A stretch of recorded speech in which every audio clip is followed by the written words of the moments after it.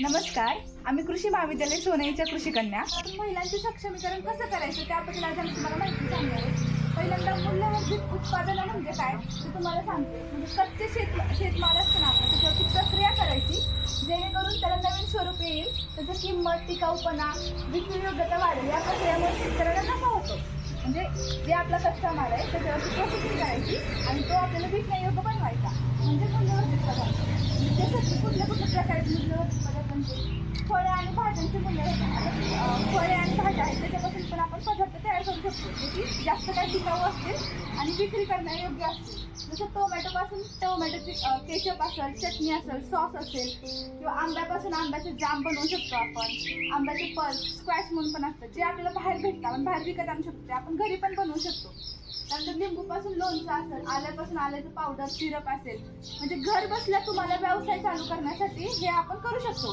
आता बचत गटातल्या महिला आहेत ना तुम्ही सगळ्या, तर बचत गटात तुमचं ठरवून आपण एवढं हा करायचा. सपोज तुम्हाला टोमॅटोचं केचप करूया, तर आपल्या गावात टोमॅटो भरपूर असतील, त्यांच्याकडनं घ्यायचे विकून आणि महिलांमध्ये आपण करायचं आणि विकून घ्यायचं बाहेरच्या बाजारात. म्हणजे दूध पासून चीज, दही, लस्सी, श्रीखंड बनवले. परत धान्य आणि कडधान्य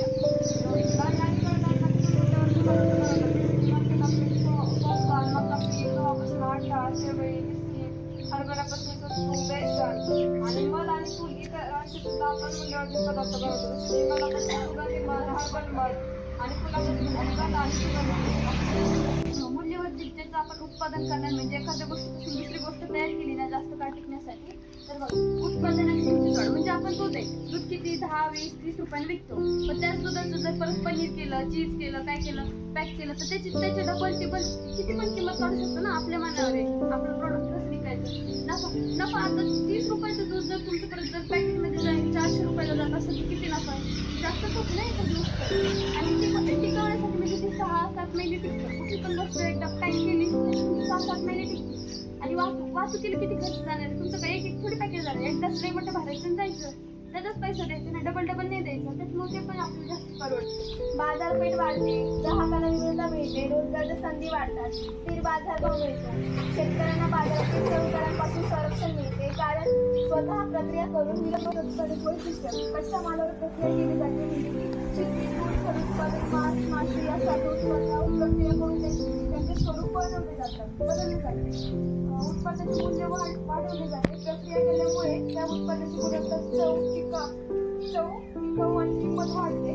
त्यानंतर उत्पादन टिकाऊ आणि साठवण क्षमता बनते.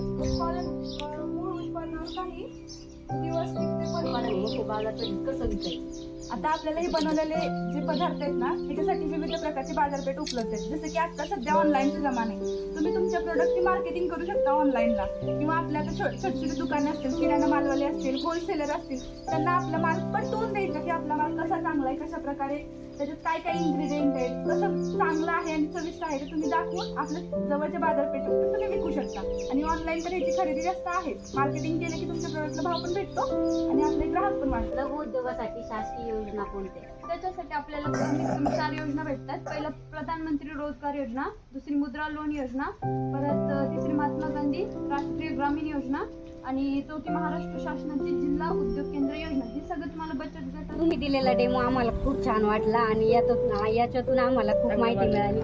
यातून आम्हाला खूप चांगलं मार्गदर्शन मिळालं आणि काय करावं पुढं बचत गटामार्फत पण, तर त्याच्याविषयी पण थोडं कळलं. तुम्ही दिलेलं मार्गदर्शन आम्हाला एकदम व्यवस्थित वाटलं. आम्ही त्यातून नक्कीच एखाद्या व्यवसायाची सुरुवात करणार.